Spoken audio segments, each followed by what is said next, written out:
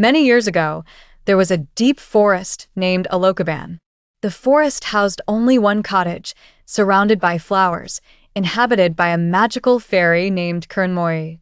She possessed two magical wands, one golden and one silver. However, these were not merely objects of magic, they each had unique qualities.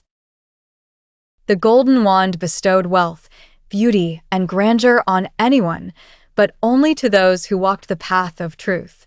The silver wand granted wisdom, courage, and strength, but only to those with a selfless heart. Kernmoy occasionally used these wands to assist lost or troubled travelers. However, she never gave advice openly. Everything had to be understood through the eyes of the heart. One day, the young prince of the kingdom, Rudravir, while hunting in the forest, lost his way. Filled with hunger, fatigue, and pride, he suddenly saw a cottage surrounded by flowers with a fairy Kernmoy standing before it. The fairy asked him, "What do you need, prince?" Rudravir replied, "I have everything, but I desire more power, more wealth, and fear from all in the kingdom. Give me that strength." The fairy handed him the golden wand but said, "This will work only when you truly help someone selflessly." Rudravir laughed, thinking it was a trick. He wandered through the forest with the wand in hand, but nothing happened. Meanwhile, a poor girl named Subarna, who collected wood from the forest daily, suddenly came upon the cottage. Kernmoy asked her, "What do you want, girl?" Subarna, with a trembling voice, said, "I want nothing.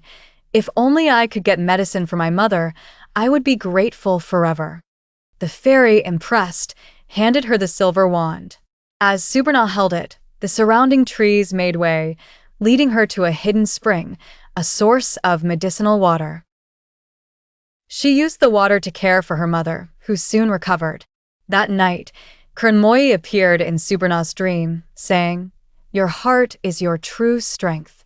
The silver wand will now fulfill all your dreams because you never asked for anything, you simply learned to love." Rudravir finally understood, realizing the golden wand was not meant for him.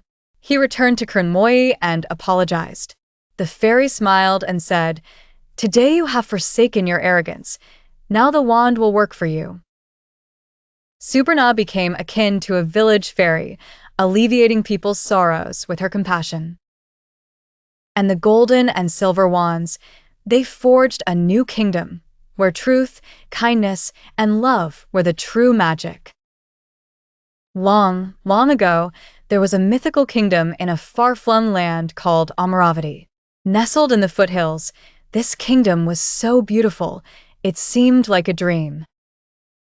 The skies were a hue of violet blue, the trees were draped in golden leaves, and birds sang in a language unknown to humans but felt by the heart. The queen of this kingdom was a fairy named Premlada. Her wings were as colorful as peacock feathers, her eyes shone like jeweled skies, and her voice was the calming sound of a flowing river. But her most enigmatic trait was her eternal youth. Centuries passed by, yet Premlada remained the same young, radiant beauty. What was the source of such magic? The Valley of Eternal Youth was the source of Premlada's mystery. According to ancient tales of the kingdom, anyone entering this valley would have their heart's purity tested.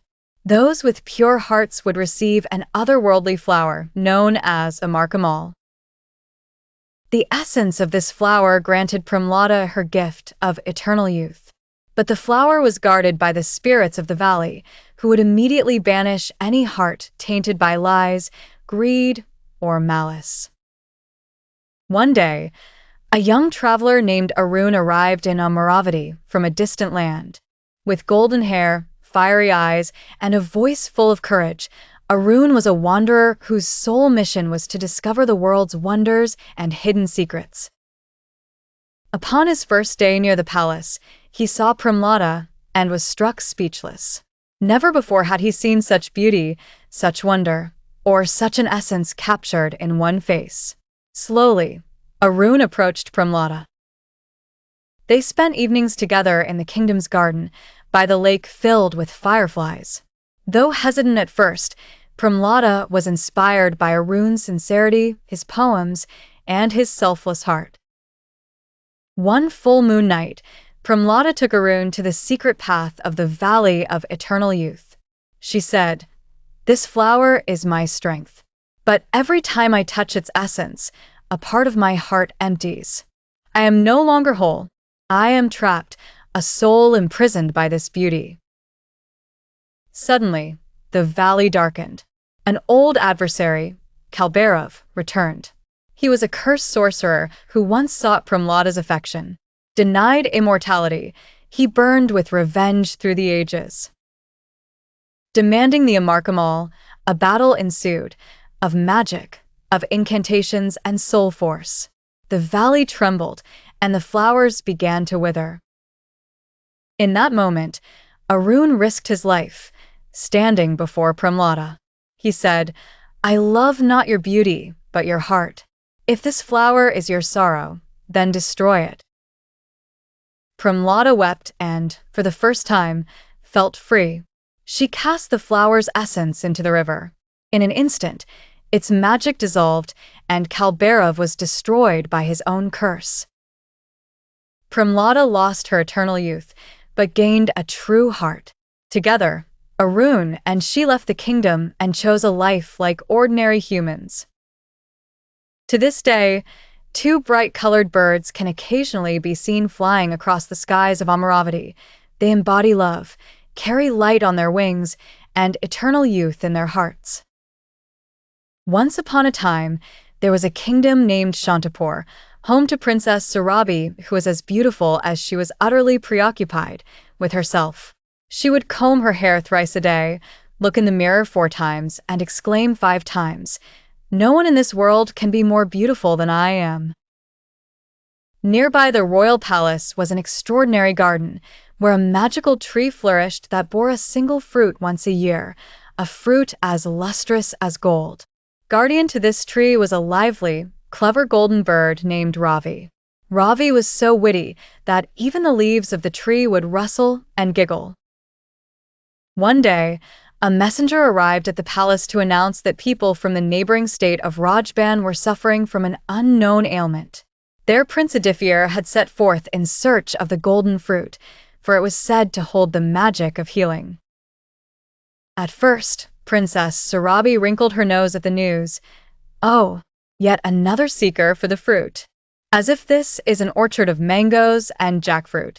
However, when Prince Adifir stood before her, he humbly declared, "I seek this fruit not for myself, but for my people." Surabi was slightly intrigued, thinking, he truly is a prince with a good heart. Meanwhile, Ravi was perched merrily on the tree branch, singing. Suddenly, he paused and spoke.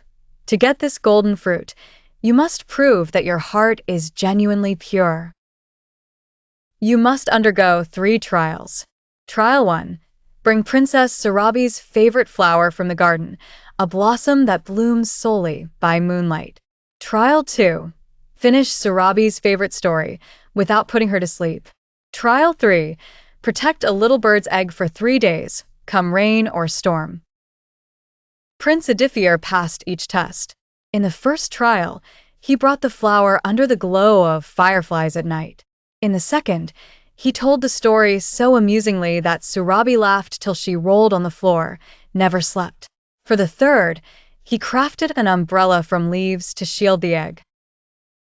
Ravi fluttered his wings and exclaimed, "You are indeed brave and sincere.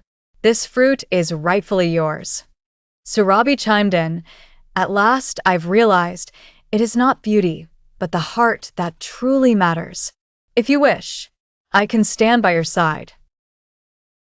Adifir smiled and bowed. The fruit journeyed to the kingdom, healing its people, and one day, the prince and princess were wed under the shade of the golden tree. And Ravi, the golden bird? Still perched on his branch, he declared, "I wrote this tale of love myself, but the song shall be sung by the princess." Surabi tried to sing but made mistakes, causing everyone to laugh. Many years ago, in a distant land, lived a wealthy merchant with 3 daughters. The youngest was named Beauty, a girl of exceptional beauty and kindness, an epitome of virtue. Beauty possessed a calm, serene, and gentle heart akin to nature itself. Whenever someone asked her, "What do you desire?" she had only one answer: a red rose. Time is never constant. A single storm took away all the merchant's wealth. From the city's luxuries, they moved to a small village, marking the beginning of a new chapter in their lives. The 2 older daughters mourned their lost opulence, while Beauty managed the household, comforted her father, and lost herself in the realms of books. One day, the merchant heard that a ship of his had finally docked. With hope in his heart, he ventured to the city. On his journey back, he was hit by a fierce storm and lost in a dense forest. Cold and exhausted, he stumbled upon an enigmatic palace. Gleaming floors, dazzling chandeliers, and eerie silence, but not a soul in sight. A mystical force seemed to beckon him inside. Warm meals, a soft bed, it was as if everything was prepared for him. The next morning, as he prepared to leave, he remembered Beauty's wish and plucked a red rose from the castle gardens. Suddenly, a thunderous voice erupted. "This rose symbolizes my heart. You must pay its price." A beastly figure, half human, half animal, stood before him. Its eyes bore deep sorrow, but its voice was stern. Seeking release, the merchant pleaded. The beast replied, "If someone comes here willingly in your place, you will be free." Upon returning home, the weeping father recounted everything. Beauty calmly said, "You brought a flower for me, so now I'll give my life for you." She went to the palace willingly. While the beast appeared harsh initially, his demeanor gradually softened. He showered Beauty with fine clothes, an enormous library, music, and the world of stories. His love for Beauty was evident, yet he never expressed it. Daily he would ask, "Do you love me, Beauty?" Beauty would reply, "I enjoy your company, but love? I am not sure." Time passed. One day, learning of her father's illness, Beauty was allowed to return home for a few days. On one condition: "If you do not return in 7 days, I will perish." Beauty promised to return, but upon reaching home, lost track of time. On the 7th day, she dreamt of the beast lying under a rose bush in a ruinous state. Not delaying any further, she returned to the palace. She found the beast almost gone. With tearful eyes, she whispered, "I realize now I love you." At that moment, an extraordinary light enveloped the beast. Slowly, he transformed into a handsome prince. The beast then explained, "A sorceress cursed me. Only true love could restore my real form. You have freed me, Beauty." Beauty and the prince were wed in grand celebrations. The palace echoed with joy, marking the beginning of a new chapter where love, sacrifice, and trust were forever etched in the annals of time. Stories like this will remain eternal because true love is never cursed. Once upon a time, in a forested and mountainous village lived a gentle-hearted girl named Chatty. She was alone, yet full of compassion and empathy. After her parents' passing, Chatty resided in a small hut. Every day, she collected firewood from the forest, fetched water from the river, and helped her neighbors as much as she could. One evening, while collecting firewood, Chatty lost her way in the jungle. The sun had set, and darkness began to envelop everything. Suddenly, she spotted a shimmering light in the distance. Curious, she advanced towards it. The light was coming from a circular field. The grass was a bluish green, and in the center was a golden stone pillar. On the pillar were engraved some mysterious words: "Whose heart is pure, whose wishes are selfless, their wishes will be fulfilled here." Further inscribed, "Here you can ask for anything, but only for others." Trembling with fear, Chatty stepped forward and closed her eyes, saying, "Almighty God, may no one in my village go hungry." Suddenly, there was a rumbling sound, like a storm. Then came tumbling from the sky gold coins, money, glittering lights. On the top of the stone, a green glow shone. Chatty was initially taken aback, wondering if she was dreaming. But no, it was all true. She kept nothing for herself and distributed everything to the villagers. The mystery deepens. The next day, Chatty returned to the field. This time she said, "May every child have books and stationery and be able to go to school." Again, the storm, the light, and falling from the sky were notebooks, books, and clothes. Chatty distributed these to the village children. Gradually, the market of fulfilled wishes became a secret blessing to the village. Only Chatty knew the way to that place. One day, Chatty's neighbor, Malati, a greedy woman, followed her. She too went and stood before the stone, saying, "I want a big house for myself." But at once, a black smoke emerged, saying, "You are greedy. Your heart is not pure. This place is not for you." Malati fled in fear. Thereafter, Chatty realized the place was sacred and magical, only meant for truly good people. She secretly formed the Fulfillment Society with some innocent villagers committed to helping others.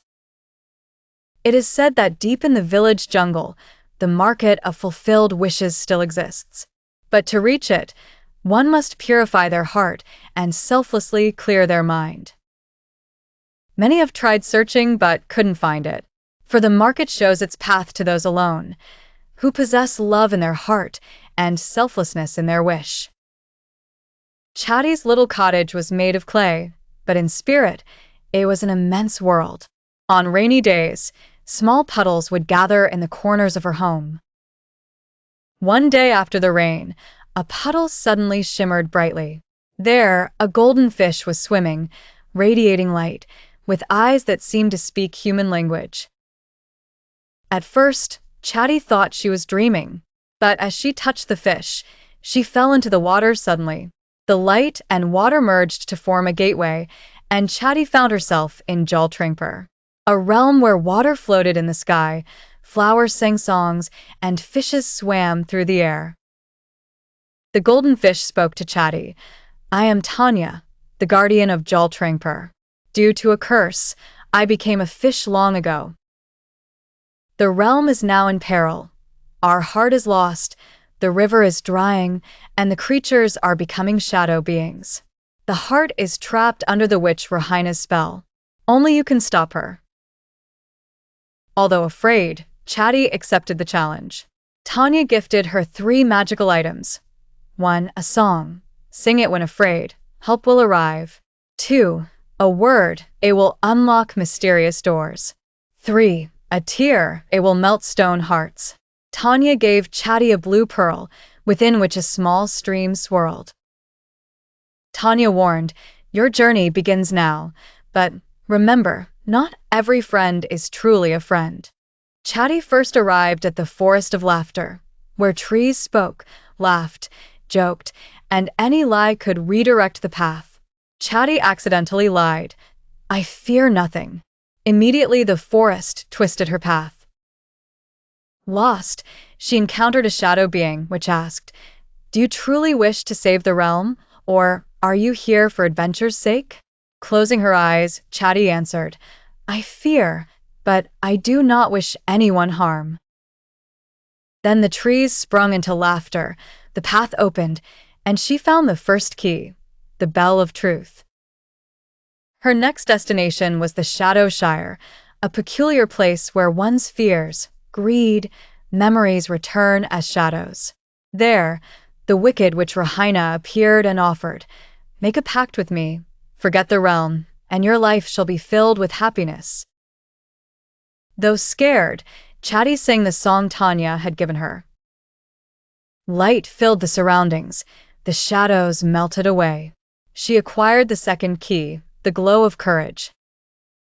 Chatty then reached the reverse aisle, where time flowed backward, words echoed differently, and the line between reality and fantasy blurred. There she met a boy named Ruben, who appeared like a friend. Reuben said, "Come, I know where the stone heart hides." Chatti and Reuben reached a cave where the stone radiated like the moon. Just then, Reuben revealed, "I am the heir of Drohan. You cannot claim my father's legacy." "I used you." Chatti didn't falter and said, "I forgive because love conquers, not fear." Suddenly the stone heart illuminated, and Reuben fell unconscious. The stone chose Chatti. Combining the three keys, Chatti placed the heart at the center of Jaltrampur. Light spread around, the river awakened, and shadows vanished. Tanya regained her true form, a winged celestial fairy. Maleficent, mistress of evil. Far away, nestled against the mountains, there was a dream kingdom known as the Moors. This land was full of the laughter of flowers, the song of water, and the rhythm of magic. In this mysterious land, trees whispered to each other and insects sang lullabies. The guardian of this enchanting realm was a fairy with magnificent wings, Maleficent. Her wings were black, yet her heart was as soft as gold. Her eyes carried the storm of experience, and her heart held a tale of an unfulfilled love. Once, she had loved a human, but that human betrayed her, severing her wings. After that treachery, Maleficent became hard, withdrawn, and fearsome. Yet, the arrival of a child unlocked the door to her heart. That child was Aurora, who changed her life. Maleficent nurtured her with love and protected her, even with a curse. Years passed. Aurora grew up to become the queen of the Moors. Love blossomed within her for the prince of the neighboring kingdom, Philip. Philip proposed to her, and Aurora joyously accepted. A bond began to form between the two kingdoms, a new bridge between the realm of light and humanity. King John and Queen Ingrid invited Aurora and Maleficent to a grand dinner. But hidden within the evening shadows was a terrifying conspiracy. Queen Ingrid, behind her smile, was a kingdom of envy and hatred. She desired no other beings in her realm except humans. Fairies, magic, differences, all were enemies to her eyes. That very night, King John suddenly fell ill. The blame was cast on Maleficent, spreading fear, curses, and terror throughout the palace. Maleficent tried to flee, only to be struck down by a magical spear that pierced her wing. She fell into the deep sea, presumed dead by all. However, by nature's decree, true love never dies. From the deep sea emerged a new world. A tribe of winged creatures, dark fae, rescued her and took her to a cavern kingdom. There, Maleficent learned she was no ordinary fairy. Her blood carried the legacy of an ancient fire, Phoenix, one that turns to ashes and is reborn through a fiery baptism. Some of the dark fae craved war, others desired peace. Maleficent found herself torn, for her heart still harbored love for Aurora.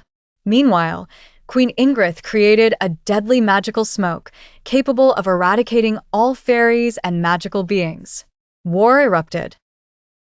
Dark fae soldiers flew in the sky, while below, humans wielded cannons, arrows, fire.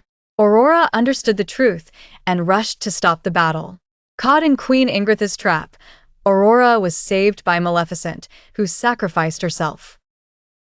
She dissolved into smoke, turned to ash, and then, the world paused, the sky wept. Suddenly, from those ashes awakened a blazing form, a resplendent, crimson phoenix, wings blazing with fire, eyes glowing, voice thundering. Queen Ingrid hesitated. Maleficent forgave her, knowing that forgiveness is sometimes stronger than vengeance. All didn't end. It started anew. Aurora and Philip wed. The two kingdoms united in harmony. And Maleficent, with her wings spread wide, soared into the sky with the dark fae.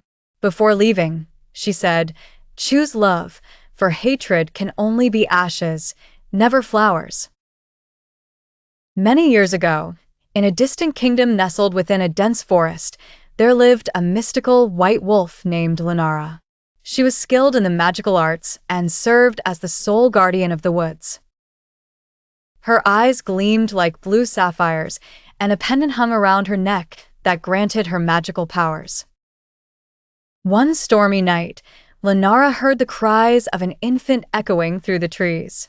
Driven by instinct, she darted through the foliage to find a child wrapped in golden cloth, lying by the riverbank in a basket. Around the child's neck hung a locket with an engraving that read, "Princess Alara." Lunara scooped the child into her embrace. She didn't know where the girl came from or who she belonged to, but she realized the little one's fate now lay in her hands. Lunara brought Princess Alara to her cave. She fed her milk, kept her warm by the fire, and introduced her to her wolf companions. As Alara grew, her hair turned rosy, her eyes shimmered like the ocean, and her spirit grew bold, yet gentle. She learned to understand the language of animals, move silently, wield a bow and arrow, and become one with nature. Lunara imparted wisdom, teaching her, true power lies within the heart, not royal lineage. Years passed, and Alara's disappearance caught the attention of her father's brother, the wicked King Dragones. Should Alara return, his reign as king would end. Fearful of losing his throne, Dragones sent his warlocks and troops to the forest to locate and eliminate Alara. Lunara foresaw the future and knew Alara's time to learn the truth about her origins had arrived. One night, Lunara revealed to Alara an ancient chest containing royal garments, a piece of her locket, and a mysterious map. Lunara spoke, "You are Princess Alara. Your homeland awaits you, yet your journey will not be easy."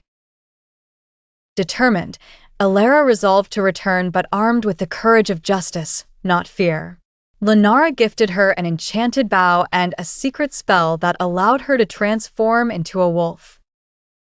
Crossing the forest, Alara reached the kingdom's borders. She found the people oppressed under Dragones' tyranny. Finally, Alara confronted Dragones in the palace, revealing her identity, but he reacted with rage, intending to imprison her. At that moment, Alara recited the incantation, "Lunara o Litendra, grant me strength." Veiled in a radiance, she morphed into a white wolf-human hybrid, her bow releasing a thunderous arrow that shattered Dragones' dark magic. The battle concluded as Dragones fell defeated. In a peculiar realm known as Serpentia, the sky shimmered like gemstones, rivers sparkled like silver, and golden flowers draped the hillsides. Deep within this enchanted kingdom, twin serpent princesses were born on a snow-white swing, Rochella, the pink serpent maiden, and Naira, the purple serpent maiden. Their bodies were covered in glimmering scales, and their eyes sparkled like 1,000 stars. Rochella's smile could make flowers bloom, while Naira's closed eyes could bring nightfall. Both carried innate magics. One was light, the other, shadow. At their birth, the ancient sorcerer of Serpentia foretold, when the moon and sun meet, the twin serpent princesses shall unite to restore the lost brilliance of Serpentia, else the light shall vanish forever. Initially, they were one soul, one symphony. Yet gradually, a magical gem, Nagkanika, poisoned their bond. This gem, it was said, would crown the future ruler to whom it belonged. Naira asserted, "I am strong. I shall safeguard this kingdom." Rochella replied, "No realm survives without love, sister." Distance grew between the sisters. Rochella retreated to the Temple of Light atop the hills, while Naira entered the shadowy abyss, becoming a queen of darkness. Years elapsed. Naira's dark magic enveloped the land. Trees wilted, rivers turned venomous, and creatures of Serpentia began to disappear. Rochella watched from afar, powerless to counteract it alone with her light, knowing this darkness could not be dispelled without unity. Then came the lunar eclipse, With the sun and moon aligned, a moment from the prophecy, Rosella realized it was time. She rushed to Naira. By then, Naira was no longer tethered to humanity, a colossal serpentine being of light and shadow. Slowly approaching, Rosella spoke. Do you recognize me? I am your sister. Born together, we can either end together or rise anew. A drop glistened in Naira's eye, light sparking there for the first time. They clasped hands. From their bodies emerged two opposing forces, light and darkness. These currents intertwined to forge a magical ring ascending skyward. Colored lightning descended from the heavens, an unseen melody filled the air. Serpentia revived. The Nagkanika split itself, a piece affixed to Rochella's crown, another to Naira's. They learned true power lay in unity and love. To this day, should you glimpse pink and purple hues in the moonlight, know that Rochella and Naira are united, guarding Serpentia's skies. Once upon a time, in a magical kingdom, there existed two separate realms, Sunland, where each morning awoke with the golden shimmer of sun rays, and Moonland, where nature was enveloped in the silvery glow of night. Right in the midst of these two worlds was born a unique child, a peculiar girl, whose one side of the body was golden and the other was silver. She was named Aloria, the first and only hybrid princess of the kingdom. Her golden hair concealed the power of fire, while her silver hair held icy magic. When she walked, one side awakened the morning, and the other side brought down the tranquil shadows of the night. Everyone loved her, but feared her as well, for she was the bearer of two opposing forces. One day, the sun no longer rose over Sunland. The light of the moon was wiped away in Moonland. All the clocks in the kingdom stopped. Nature seemed lost. Astrologers announced, the balance of light and shadow has been disrupted. Only Aloria can restore it. Aloria embarked on her journey. First, she had to reach the Cave of Fire, where the guardian was a fiery giant. She calmed him with her golden power. Next was the Glacier Valley, inhabited by a frozen monster. With her silver magic, Aloria melted the ice and freed him. Finally, she arrived at a mysterious realm of mirrors, where she saw her reflection, but it was divided, one side fire, one side shadow. The reflection spoke, if you choose one side, the realm will perish. At that moment, Aloria realized, light and dark, both were her identity. She embraced herself wholly, loved the light, understood the dark. A sparkling radiance emerged from her heart, spreading across the two realms. Once again, the sun rose in Sunland and the moon shimmered in Moonland. Aloria became the guardian of balance. We have light within us and shadows too. By accepting all aspects of ourselves, we become truly powerful. In the northern snow palace, Elsa noticed a worrisome image reflected in her ice mirror, a shadowy door engraved with mysterious symbols. Only a pure heart can release the imprisoned souls. Elsa realized that this call was not ordinary. This door belonged to an ancient kingdom, Enchanted realm, cursed and sealed for centuries. To open the door, the special powers of a pure soul, faith, courage, and heart were required. Elsa knew she could not do it alone, so she sent messages to the princesses of different realms. Each princess possessed unique qualities. Elsa, Queen of Ice and Snow. Anna, brave and determined. Cinderella, calm and driven by belief. Snow White, compassionate and kind. Aurora, a symbol of dreams. Belle, unmatched in knowledge. Jasmine, independent. Ariel, the sea maiden. Rapunzel, her magical hair has healing power. Merida, perfect archery skills. Mulan, intelligence and courage. Moana, leadership and power of nature. Gathered together, Elsa led them to the door. Standing before the magical door, they unitedly used their powers. Holding hands together, Elsa created an ice bridge. Moana called forth the ocean waves touching the door. Mulan and Merida cut through the guardian's traps. Rapunzel removed the encirclement with her hair. Ariel's song cracked the door's tune. Aurora foresaw the path behind the door. Belle read ancient maps, finding the way. Jasmine organized everything meticulously. Snow White, with animal help, found the secret key. Anna kept everyone's spirits high. Cinderella, with trust and heart's magic, opened the door. A wondrous light spread, unveiling the enchanted realm. A world where time had stopped, creatures turned to stone, and the kingdom lay dormant under a curse. This realm once brimmed with magic, music, and joy, but now only stone statues, frozen time, and shadows of mist loomed around. The curse was brought by a dark sorceress, Lumina. They discovered that breaking the curse required a magical gem, Lost Heart, guarded by a colossal dragon.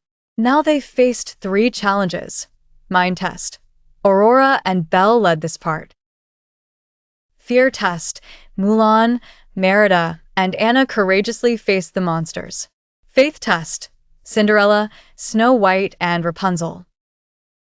Finally, they reached the dragon's cave. The dragon roared fierce, flames engulfed around. Mulan proclaimed, "Your curse chains you. We are here to free."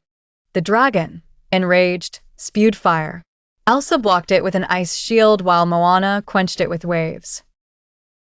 Rapunzel's hair light brought calm to the dragon's heart. The dragon ceased gradually, revealing the gem itself. The gem was recovered.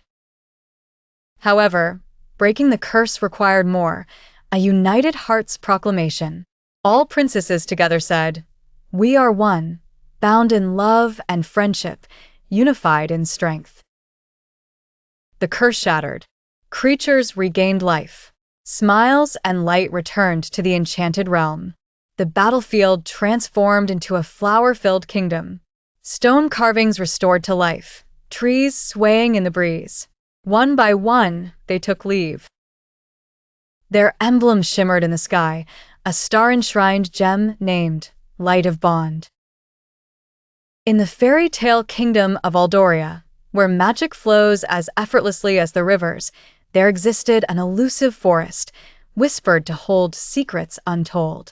The forest was lush, with trees that seemed ancient enough to have witnessed the birth of time itself. The colorful birds perched on the branches sang melodious tunes that could only be rivaled by the most skilled musicians. Princess Alara of Aldoria was known not just for her beauty, but also for her unyielding curiosity and courage. Her long golden hair glinted in the sunlight, and her heart held a love for adventure that no regal duty could quell. From a young age, she had heard stories of an enchanted grove within the forest, where it was believed a mystical creature granted one unbreakable wish. Alara had always felt an inexplicable pull towards the forest, her dreams often taking her through foliage paths lit by lanterns of glowing fireflies. Determined to uncover the truth behind the legends, she embarked on a journey into the forest one crisp autumn morning. With only her trusted horse, Aster, as her companion, Alara ventured deeper into the forest. The world around her seemed to hum with an ethereal frequency. Strange, yet magnificent flowers bloomed on either side of her path, releasing gentle fragrances. Suddenly, she stumbled upon a clearing bathed in golden light, where a pond reflected the sky like a perfect mirror. In the center of the pond stood a magnificent creature, a unicorn shimmering with an iridescent glow. Its mane cascaded like silken threads, and its eyes were wells of wisdom and kindness. Alara approached, her heart pounding with a blend of fear and awe. The unicorn nodded, acknowledging her presence as if it had been waiting just for her. "Princess Alara," the unicorn spoke in a voice as gentle as a summer's breeze, "you have sought this place with a heart pure and intentions true. You may make one wish, and it shall be granted." Overwhelmed by the reality of the moment, Alara closed her eyes and silently wished for the prosperity and happiness of her kingdom. As she opened her eyes, the unicorn bowed its head in blessing, and Alara felt a warmth spreading through her heart, assuring her that all would flourish. With gratitude and joy, she returned to her people, the forest now a fond memory. Her legend lived on as the princess who chose to give to her people rather than take for herself, and Aldoria thrived as a testament to her noble wish. Beyond the reach of human sight lies a mystical forest, home to the fairies' fairy tale world, the Enchanted Realm. Here, trees glow with soft light, waterfalls sing, and a sweet magic floats in the air. The guardians of this world are 5 magical fairies: Aurelia, the light fairy with sunbeam wings; Selena, the water fairy whose touch makes rivers sing; Zephyra, the wind fairy who roams the cloud chambers; Nyxera, the night fairy whose wings hold the stars; Florial, the nature fairy who understands the language of trees and earth. They lived in happiness and peace until the crystal tree, the heart of the fairies' world, began to dim slowly.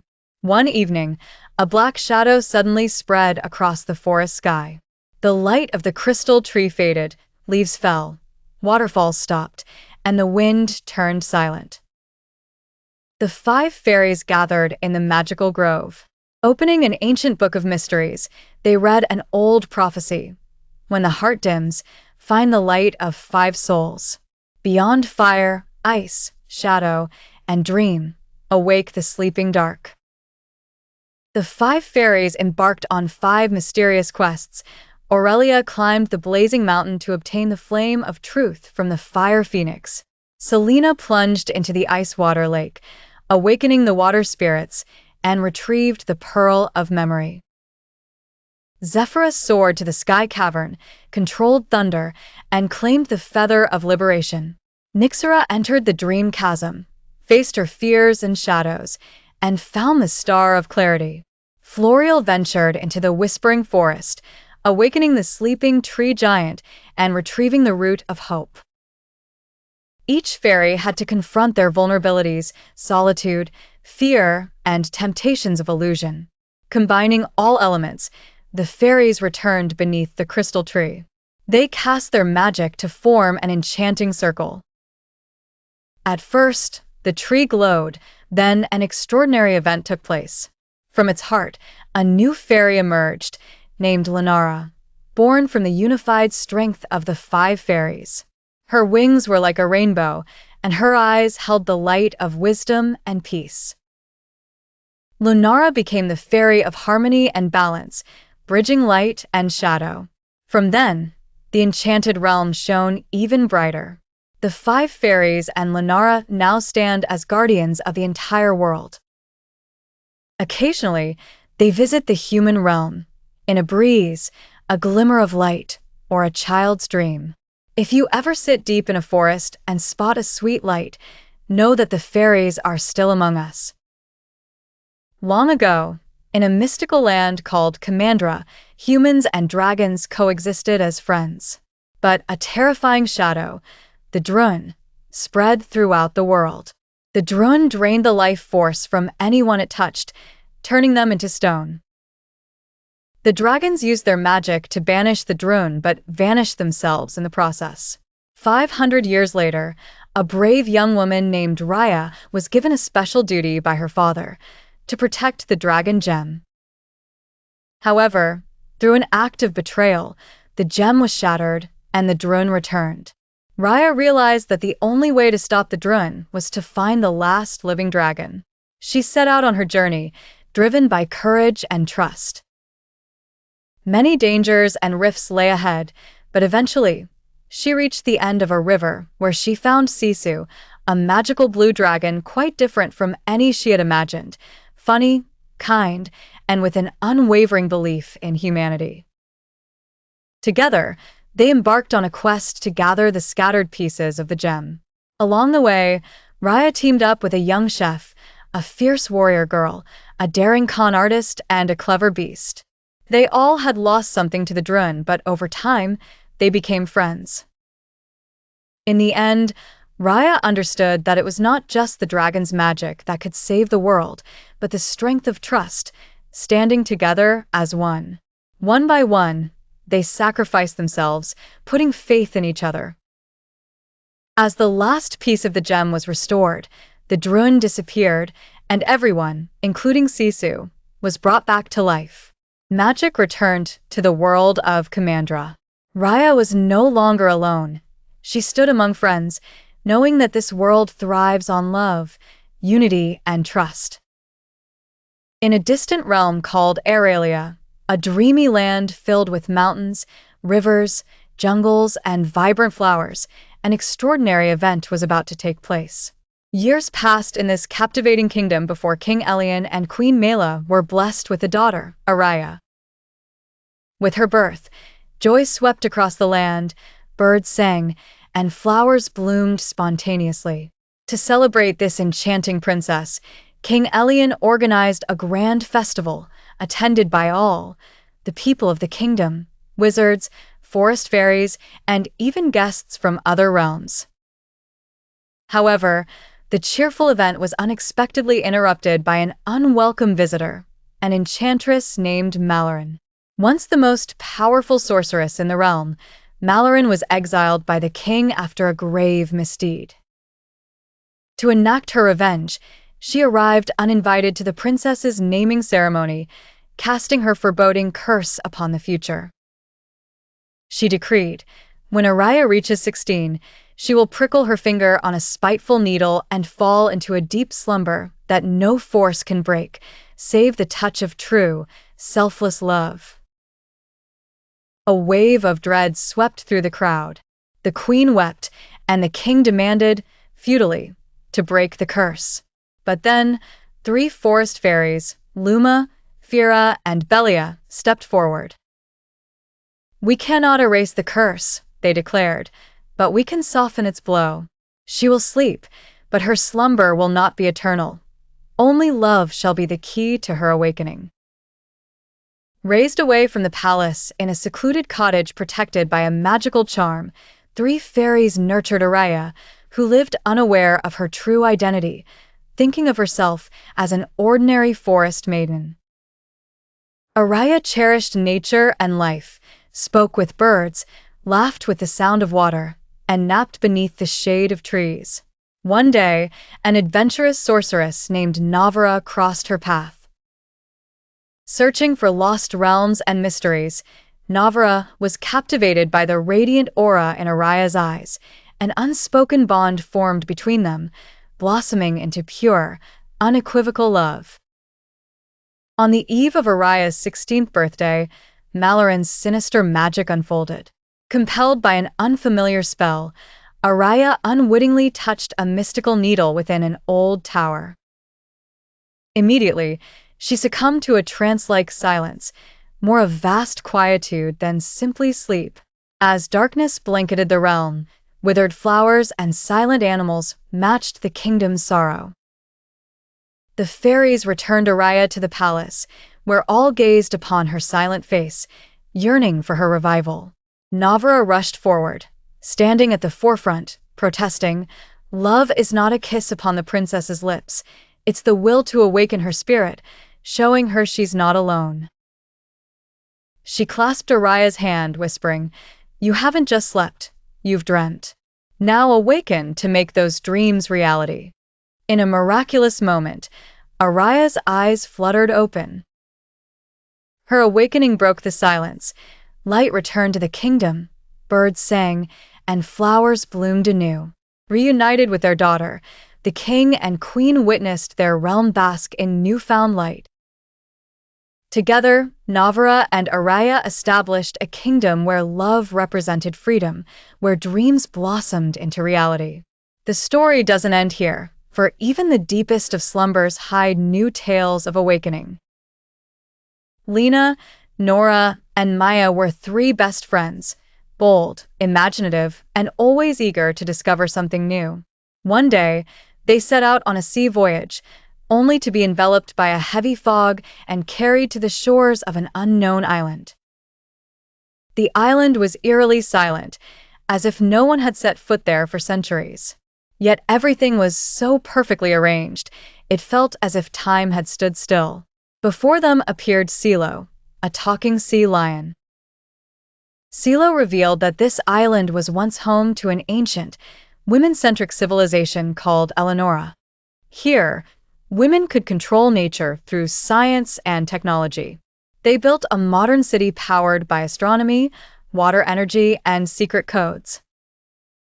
However, a disastrous mistake activated the island's main power source, the heart of Eleonora, incorrectly. Since then, a special security system was in place. Unless at least 3 women entered or tried to leave, the island itself would trap them. This was an automatic smart system, accidentally left activated. Lena, Nora, and Maya realized their arrival was no accident. Only their intelligence, unity, and creativity could fix this mistake. They found old maps, mechanical signals, and hidden tunnels. Eventually, they discovered the core power center, where a holographic voice declared, "The island will be free when the 3 keys are activated simultaneously." The 3 friends solved these riddles. One was musical, one was solar, and one was a test of sacrifice. Once all keys were brought together, a bright light descended from the island's core. Gradually, the activated machines powered down, and time began to move forward. Nature, animals, and lost girls returned as if waking from a long sleep. Silo exclaimed joyously, "You are the 3 prophesied daughters whose hands held the keys to freedom." The trio embarked on a ship homeward, knowing they carried not just the memory of an island, but the legacy of an ancient civilization. The island would now become a learning center for new generations, a place where science, nature, and friendship would shape the future. When courage fills the heart and knowledge guides the hands, history awakens and the future transforms. At the headquarters of Baby Corp, Boss Baby sipped a cup of milk while intently watching his mini laptop. Suddenly, a red alert flashed on his screen. Code Alpha Milk Drop. Super Baby has gone missing. With a sly smile, Boss Baby said, "This isn't just a joke, it's a call to arms." He quickly summoned his accomplice, Smart Sis, a talented baby girl whose tie was equipped with hidden gadgets. Together, they made an excellent team. They discovered that Super Baby was a special infant with the power to make people laugh and spread joy worldwide. This baby had been kidnapped by a sneaky, villainous corporation called Grown Up Incorporated, who wanted to suppress the baby's laughter to fill the world with nothing but responsibility and seriousness. Boss Baby declared, "No matter how small a baby is, their heart is the biggest." They set off in their mini rocket baby car. Along the way, they encountered peculiar obstacles, mountains of liquid chocolate, attacking toy soldiers, and a giant drone granny.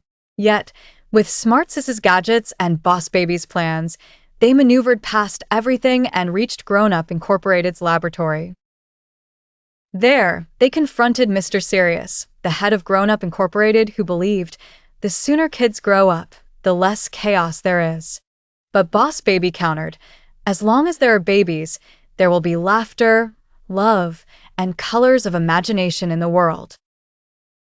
Thanks to the children's laughter, Smart Sis's dance moves, and Super Baby's magic, Mr. Sirius was finally forced to flee and release everyone. Smiles were everywhere. Boss Baby filed his report. Mission accomplished. Laughter is safe. And at Smiley HQ, the favorite tune was playing. Baby Boss Rock and Roll. No matter how small you are, it's the courage of your heart that changes the world.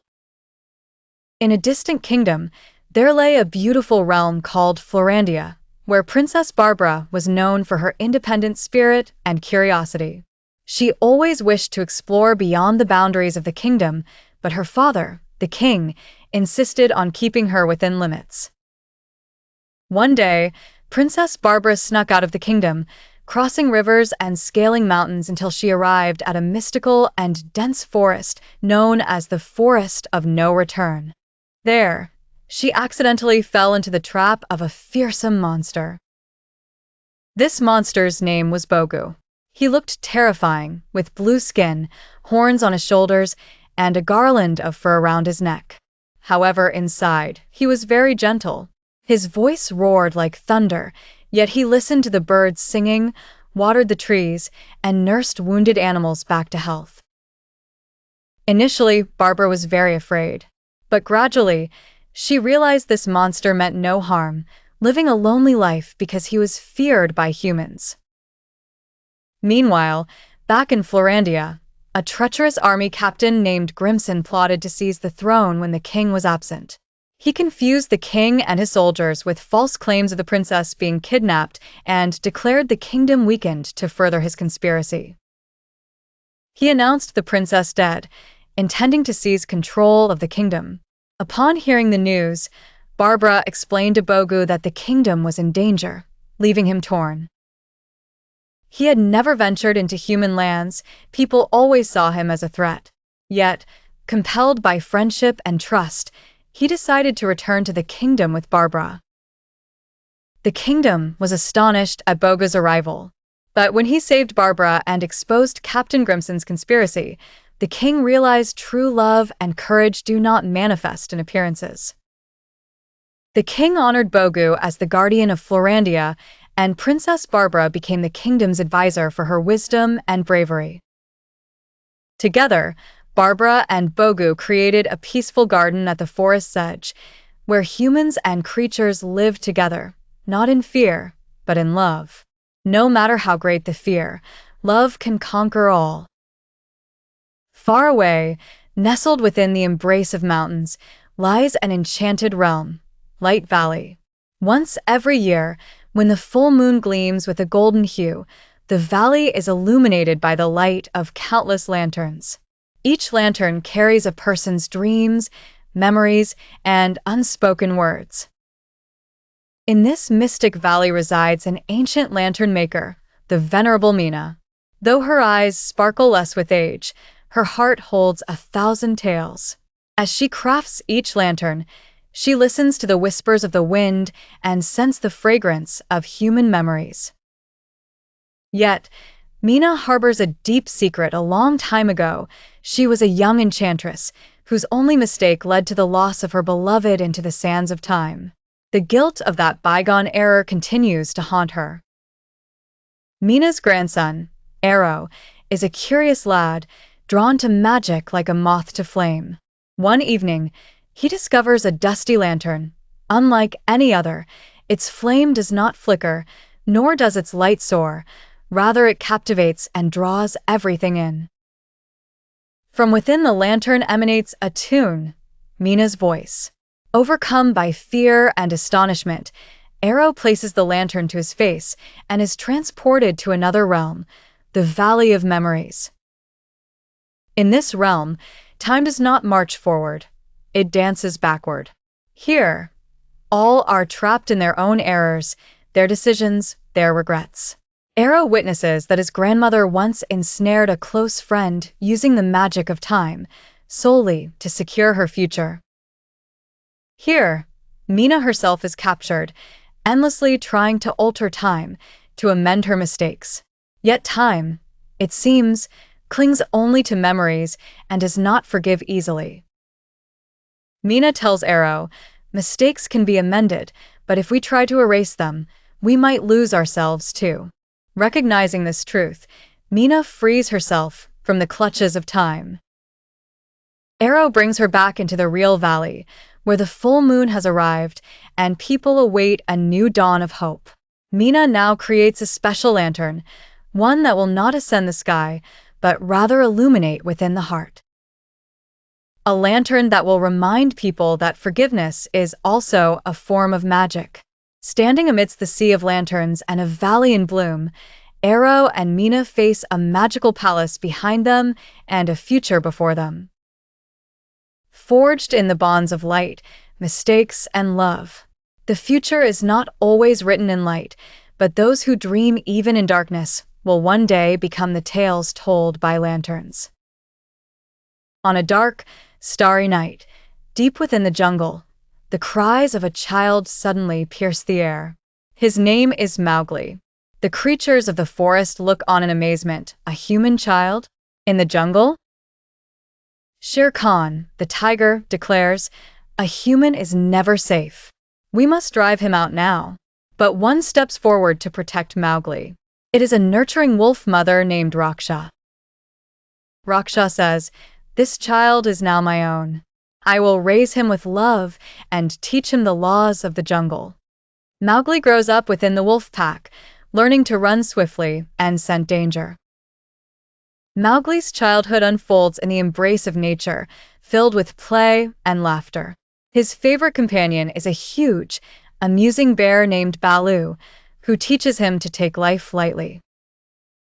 Baloo shows Mowgli how to climb trees, break beehives, and sing the merriest songs, the bare necessities of life. And there is Bagheera, a solemn, wise Black Panther, who acts as his guardian. Bagheera always says, "Mowgli, you are human. You must find your own path.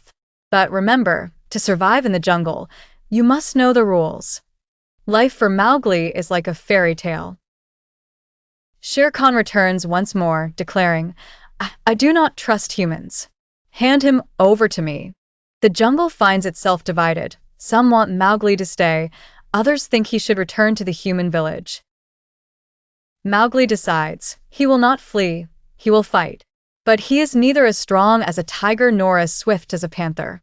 Yet he is clever. He uses fire, man's weapon, known to the animals as the Red Flower. In the final battle, Shere Khan perishes in the jungle fire. Mowgli survives, and so does the jungle. But after the battle, Mowgli feels his true birthplace may be the human world. Yet his heart belongs to the jungle. However, he knows he must return to his true origins. In the end, he turns around with one last look. Baloo, Bagheera, and Raksha stand there for him. Mowgli waves with a smile and starts on the path of a new life. This isn't just a story about the jungle.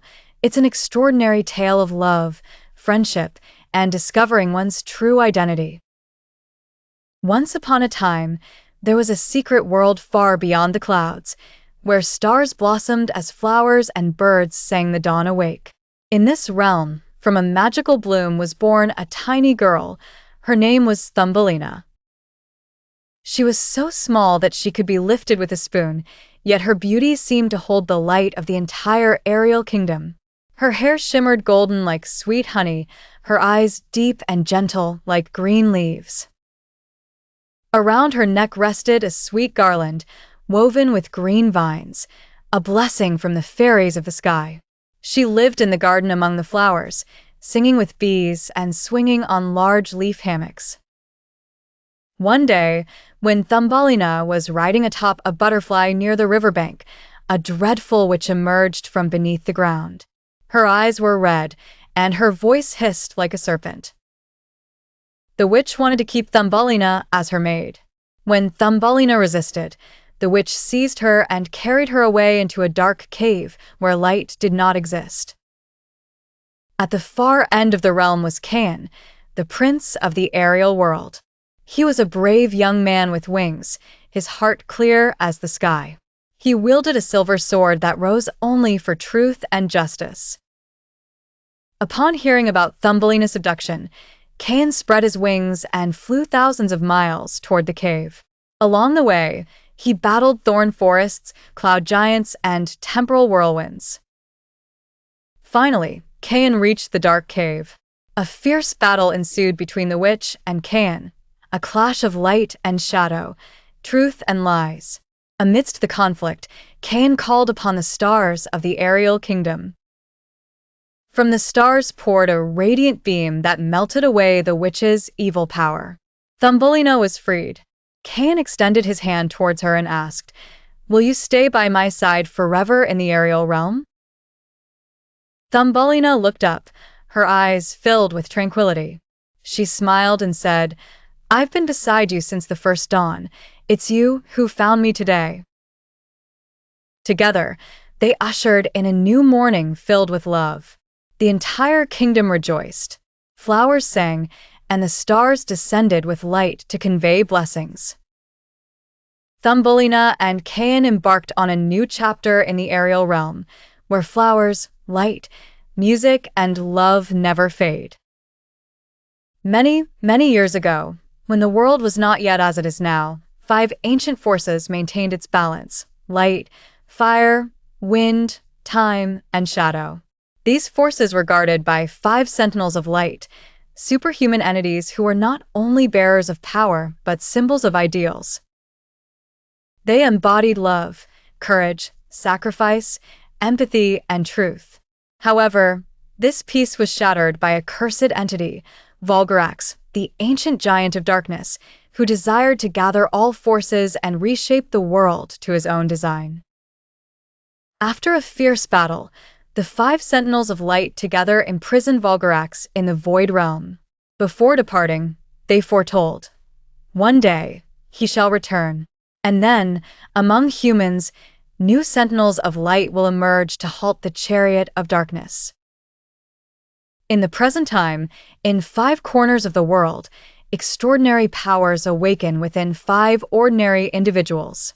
Unbeknownst to them, they possess the legacy of the ancient guardians. Leah, Light, a lonely orphan girl. With her touch awakens a golden light that does not just dispel darkness, but brightens hearts. Ella, Fire, fiery and brave. Fire erupts from her in storms of rage, but she learns that this fire can also be of love. Zara, Wind, nature's daughter, friend of birds. The wind listens to her, and she understands that the air is not just gentle but powerful. Rian, Time, a quiet, intelligent boy. Suddenly, he learns to stop time. The future flashes bright in his eyes, and each second becomes precious. Milo, Shadow, quiet and imaginative. He can shape the darkness, but learns that within shadows lie paths to liberation. One by one, these 5 realize they are not ordinary, they are the new era's sentinels of light. On one night, all 5 dream of an ancient cave, a voice carried on a call. "Awaken, sentinels of light, your time has come." One by one, they arrive at the cave, where inscribed on a circular stone table are the words, "5 hearts, one fate. United in belief, the world shall be preserved." They discover their powers and learn to harness them together. They understand none of them are complete without each other. Volgarax awakens from the void realm. His body is fire, shadow falls from his mouth, and his eyes leap beyond time to spread fear. Returned to the world, he begins to steal power. He targets Milo first, instills fear within his shadows. Milo loses himself in his own darkness. Yet Leah brings him back with her light. One by one, they rise above their fears, anger, and regret. The final day. Darkness covers the sky, the air is heavy, time is disordered. Volgarax stands atop his created dark fortress. He wishes to break the sentinels, but they know. We are not mere power, we are belief. We are not weapons, we are friendship. Our union is our salvation. Leah and Milo together create the light shadow, a new force that tears through the curtain of falsehood. Ella and Zara blend fire and wind to form a fearsome cyclone. Rian stops time, granting them the moment that changes everything. Together, they forge the ultimate radiance, which dissolves not only Volgarax's body, but his accursed soul. Peace returns to the world. The natural forces regain their balance. The 5 sentinels resume ordinary lives, but they know, we are not just guardians, we are a story. We are legend. On the old stone table, another new line emerges. When darkness thickens, 5 hearts shall blaze again. And then, a new legend shall be formed.